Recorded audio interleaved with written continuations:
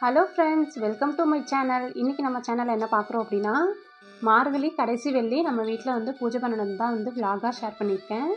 Video skip பண்ணாமல் பாருங்கள், கண்டிப்பாக ஏதாவது ஒரு வகையில் உங்களுக்கு ஹெல்ப்ஃபுல்லாக இருக்கும். வாங்க இப்போ வந்து நம்ம வீடியோக்குள்ளே போயிடலாம். வீடியோ பார்க்குறதுக்கு முன்னாடி ஒரு லைக் கொடுத்து பார்க்குறதுக்கு ஸ்டார்ட் பண்ணுங்கள். நம்ம சேனலை ஃபஸ்ட் டைம் பார்க்குறீங்கன்னா சப்ஸ்கிரைப் பண்ணி சப்போர்ட் பண்ணுங்கள்.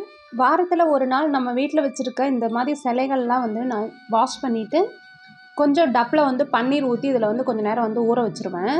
இந்த மாதிரி நம்ம பண்ணுறப்ப சுவாமி சிலைகளில் இருக்க அழுக்கும் போயிடும். அதே மாதிரி சுவாமி சிலைகளில் வந்து நெகட்டிவிட்டி வந்து அப்சர்வ் ஆகியிருந்தாலும் நம்ம இந்த மாதிரி பன்னீரில் வந்து ஊற வைக்கிறப்போ நல்ல ஒரு ஃப்ரெஷ்னஸ் வந்து இருக்கும்.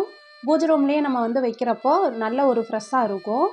அதே மாதிரி சுவாமிகள் வந்து போட்டிருக்க மாலை இந்த மாதிரிலாம் நம்ம வச்சுருக்கோம் இல்லைங்களா, சுவாமிக்கு வந்து வச்சுருக்க பூ, அதாவது ஆர்டிஃபிஷியல் பூலாம் வந்து வச்சுருந்தோன்னா இந்த மாதிரி வந்து பன்னீரில் வந்து நம்ம ஊற வச்சு எடுத்து போட்டோம் அப்படின்னா சிலைகள் எப்போயுமே வந்து நல்ல ஒரு வாசனையோடு இருக்கும். அதே மாதிரி நம்ம வந்து அந்த மாலை போடுறது எல்லாமே நல்ல ஒரு வாசனையோடு இருக்கும். இப்போ பாருங்கள், ஏற்கனவே வந்து வாஷ் பண்ணி எடுத்தாச்சு, இருந்தாலும் அந்த பன்னீரில் போட்டு கொஞ்சம் நேரம் ஊற வச்சது பாருங்கள் எவ்வளோ அந்த உள்ளே இருக்கிற அழுக்கெல்லாம் வந்து வந்திருக்குன்னு சொல்லிட்டு. ஸோ நான் வந்து இந்த மாதிரி தான் வந்து வாரம் வந்து பண்ணி எடுத்துருவேன். அப்போ வந்து பார்த்திங்கன்னா எப்போவுமே நம்ம பூஜை ரூம் வந்து ஃப்ரெஷ்ஷாக ஒரு ஃபீல் இருக்கிற மாதிரியே இருக்கும். இப்போ இதெல்லாம் எடுத்துகிட்டு இதே தண்ணியிலேயே நான் என்ன பண்ணுறேன்னு பார்த்தீங்கன்னா, சாமிக்கு வந்து நம்ம பூவெல்லாம் வச்சுருப்போம் இல்லைங்களா, இதையும் வந்து இதே தண்ணியிலே வந்து போட்டு கொஞ்சம் நேரம் ஊற வச்சுறேன். ஏன்னா வந்து பன்னீர் வந்து நம்ம சும்மா சும்மா இதை பண்ண முடியாது இல்லைங்களா, அதனால் வேறு தண்ணியில் வந்து நல்லா ஒரு டைம் வாஷ் பண்ணிவிட்டு இதில் வந்து முக்கி எடுத்துட்டோம் அப்படின்னா நல்லா ஒரு சாமிக்கு போடுறப்ப நல்ல ஒரு வாசனையாக இருக்கும். நம்ம வீட்டுக்குள்ளே என்ட்ரானாலே அந்த பன்னீர் வாசனை வந்து அப்படியே ஃபுல்லாக வீடு ஃபுல்லாக இருந்துக்கிட்டே இருக்கும். நான் வந்து இந்த வீட்டில் கலசம் வச்சுருக்கிறத பார்த்துட்டு என்கிட்ட ஒரு சிஸ்டர் கேட்டிருந்தாங்க, இந்த கலசத்தில் வச்சுருக்க தேங்காயை என்ன பண்ணுவீங்க அப்படின்னு சொல்லி கேட்டிருந்தாங்க. நான் வந்து இந்த தேங்காயை வந்து மாதத்துக்கு ஒரு தடவை வேறு தேங்காய் வந்து மாற்றிடுவேன்.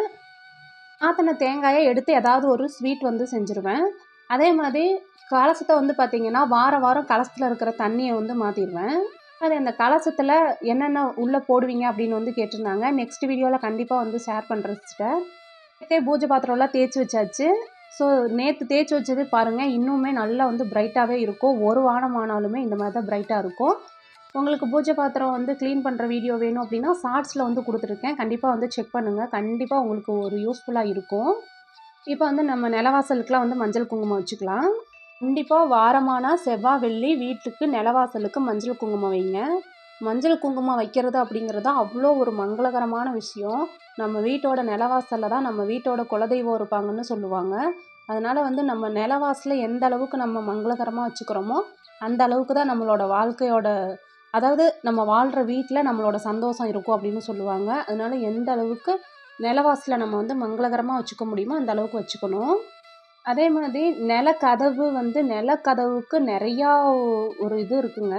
நிலக்கதவுக்கு தனியாகவே ஒரு வீடியோ வந்து நான் கொடுக்குறேன். உண்மையிலே நான் நான் கேட்டு ஆச்சரியப்பட்ட சில விஷயங்கள், அதாவது நிலக்கதவுல இவ்வளோ விஷயம் இருக்கா அப்படின்னு சொல்லிட்டு உண்மையிலே எனக்கே ஆச்சரியமாக இருந்துச்சு. அதை பற்றி நான் தெரிஞ்சுக்கிட்டதுக்கப்புறம் கண்டிப்பாக நெக்ஸ்ட் வீடியோ உங்களுக்கு அந்த வீடியோ தான் நான் கொடுப்பேன். எனக்கு தெரியாத விஷயங்கள் நான் தெரிஞ்சுக்கிட்டப்ப அதை நீங்களும் தெரிஞ்சுக்கணும் அப்படிங்கிறது தான் என்னோடய விருப்பம்.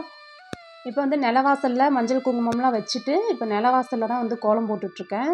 ஆக்சுவலாக இது என்னென்னா ஷார்ட்ஸ் வீடியோ அப்லோட் பண்ணுறதுக்காக எடுத்தது, லாங் வீடியோக்குன்ட்டு எடுக்கலை. ஸோ அதனால தான் வந்து இந்த மாதிரி வந்து இருக்குது. நெக்ஸ்ட் வீடியோலேருந்து உங்களுக்கு கண்டிப்பாக நல்லபடியாக வரும். பிரம்ம முகூர்த்தத்தில் மார்கழி மாதம் ஃபுல்லாக விளக்கு போடணும்னு சொல்லி ஸ்டார்ட் பண்ணினது கிட்டத்தட்ட 11 நாள் தான் நம்மளால் போட முடிஞ்சது. உண்மையிலே ரொம்ப கஷ்டமாக இருக்குது. எப்படியாவது இந்த 30 நாளும் வந்து முடிச்சிடணும் அப்படின்னு நினச்சிட்டு ஆரம்பித்தேன். ஆனால் வந்து 11 நாள் தான் என்னால் போட முடிஞ்சது.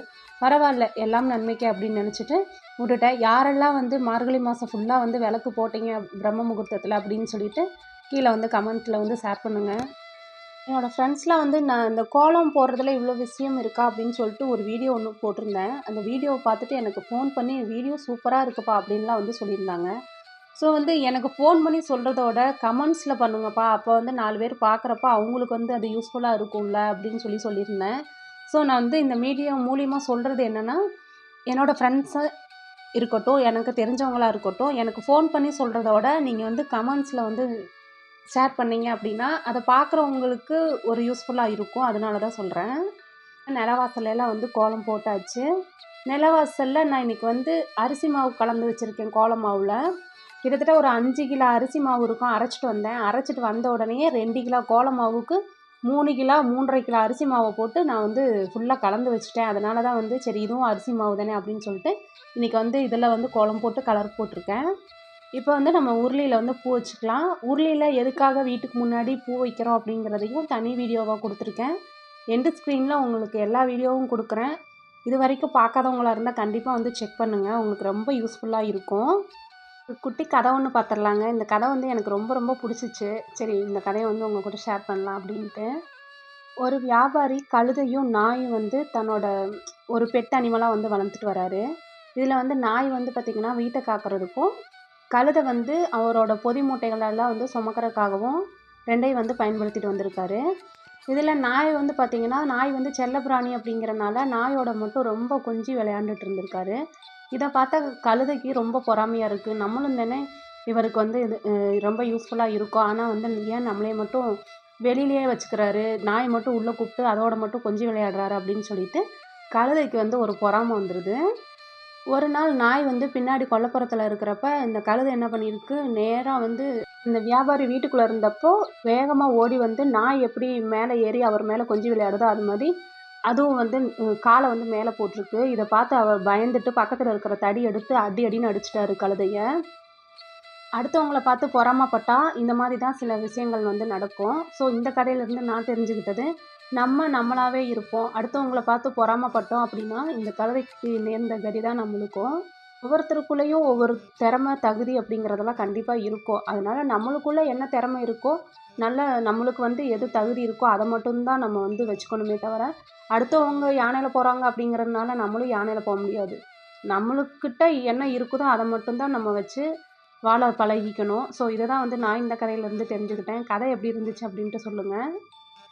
ஸோ ஃபைனலாக எல்லா வேலைகளும் முடிச்சாச்சு. இப்போ வந்து நம்ம வீட்டுக்கு வெளியில் விளக்கேற்றிட்டு அதுக்கப்புறமா வீட்டுக்குள்ளே வந்து விளக்கேற்றிக்கலாம். எப்பவும் போல தான் வெளியில் 2 நிலவாசல் விளக்கு, அதுக்கப்புறம் துளசி அம்மன் கிட்ட ஒரு விளக்கு, வீட்டுக்குள்ளே எப்பயும் ஏற்றுற 5 விளக்கு தான். விளக்கு ஏற்றுறப்ப செல்வ வளம் பெருக வேண்டும், நோய் நொடி அகல வேண்டும், கடன் தொல்லை தீர வேண்டும்னு சொல்லி விளக்கேற்றிக்கோங்க. இப்போ நிலவாசலில் விளக்கேற்றிட்டு துளசி அம்மன் கிட்டேயும் விளக்கேற்றிக்கலாம்.